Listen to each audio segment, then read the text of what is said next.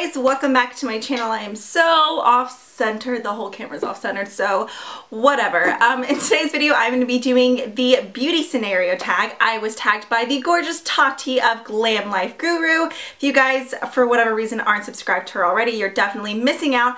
I believe she posts daily videos. Maybe not daily, but definitely like several times a week. She does awesome reviews and hauls, all that good stuff. So if you guys haven't already, be sure to check her out. I will have her channel linked down below. So thank you, Tati, for tagging me because I'm a huge fan of your videos. So I was excited to see that I was tagged. Okay, so let's go ahead and jump on into the questions. I believe that there are 8. I think she posted this video like 2 weeks ago, so I'm kind of late.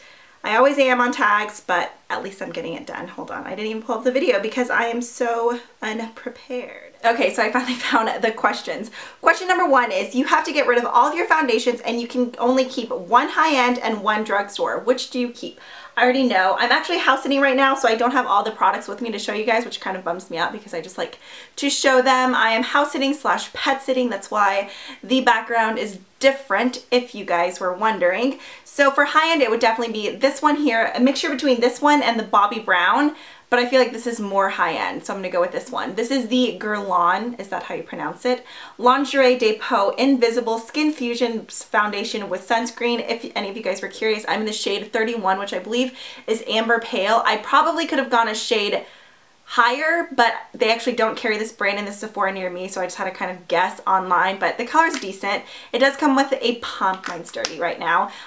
Coverage wise, it's definitely a medium foundation. You can build up to full coverage, and it's not dewy and it's not matte. It's like the perfect satin finish. Unfortunately, it's not what I'm wearing right now. Not that it's unfortunate because I actually like the product that I'm wearing right now, but I just mean that way like you can't really see what it looks like.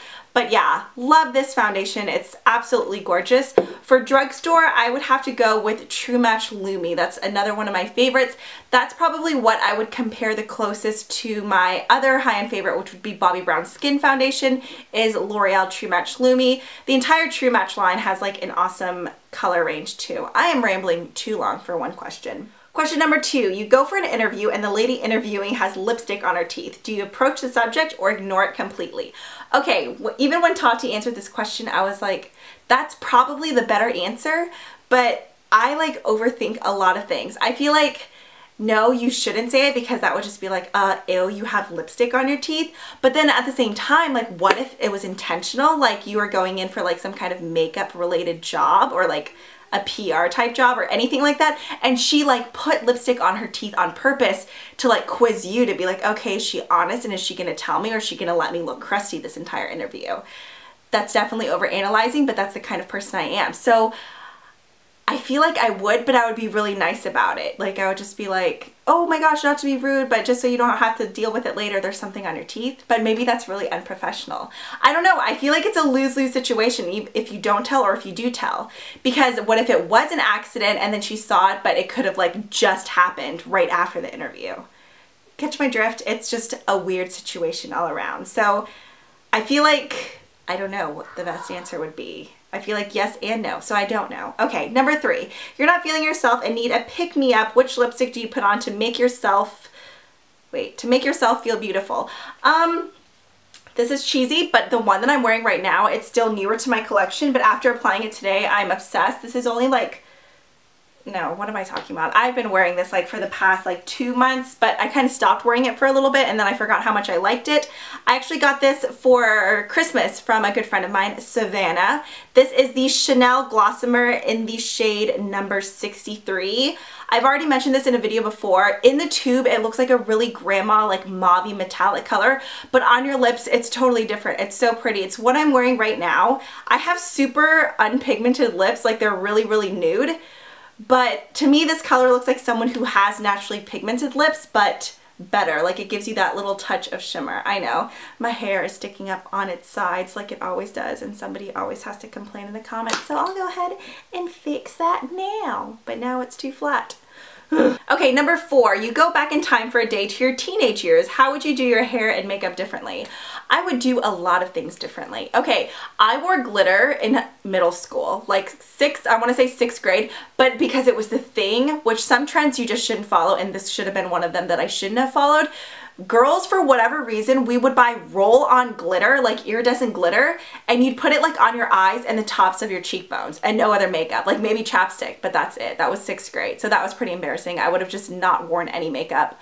But for actual, like, I feel like makeup, I started wearing mascara, and I want to say 8th grade, 9th grade, and then around my sophomore years when I really started actually wearing like powder and stuff like that, I would have done a lot of things differently. I was very into like heavily lining my eyes, like my inner waterline and everything, just like black all the way around. There's like something right here. I don't know if it's a smudge or a shadow, but it's driving me insane because I can see it in the screen. And my eyes just look really wonky right now. Like this one looks significantly smaller. I'm getting irritated. Yeah, but there are a lot of things I would change, like not lining my eyeliner or my eyes to look like raccoon eyes. And I was also really into this black eyeshadow. My friend Melissa and I have talked about this before. We all wore this black eyeshadow by CoverGirl. It was black and it had glitter in it. She remembers the name, I don't, or maybe it was silver. It was called like Disco Ball or something, and it was just like a full-on metallic eyeshadow. It's something that none of us should have worn, but we all did. And yeah, I would have liked to change that too. Okay, moving on. Number 5, you ask your hairdresser for a shoulder-length Pixie Lott haircut, but they hear wrong and give you a pixie cut. Do you A, smile, say thank you, leave and call your mom hysterical, B, cry in the chair and things get awkward, or C, complain to the manager and demand a refund? Okay, first of all, I feel like you wouldn't just say, yeah, that's what I want and it's done. Like, being a hairdresser myself, which I haven't cut hair in a while, but even whenever I was like actively working in a salon, if someone told me that they wanted that, I feel like you sit there and you confirm it like 2 or 3 times, even if that's annoying. Be like, okay, so are you thinking like right here? Are you sure? Do you want to go shorter or longer? I feel like you would discuss it more. You wouldn't just be like, yeah, I want a pixie cut and just let it go. You know, like I feel like you're describing things more. So if like she had misinterpreted that like through that many times, then I'm not gonna lie, I would be upset. I don't think I would cry. It takes a lot for me to cry. Like I cry if I get like hurt really bad, or like if there's a commercial about adopting puppies or babies on TV, but something like to just actually hurt my feelings, I'm not someone who would like sit there and cry about that. I think I would definitely be upset.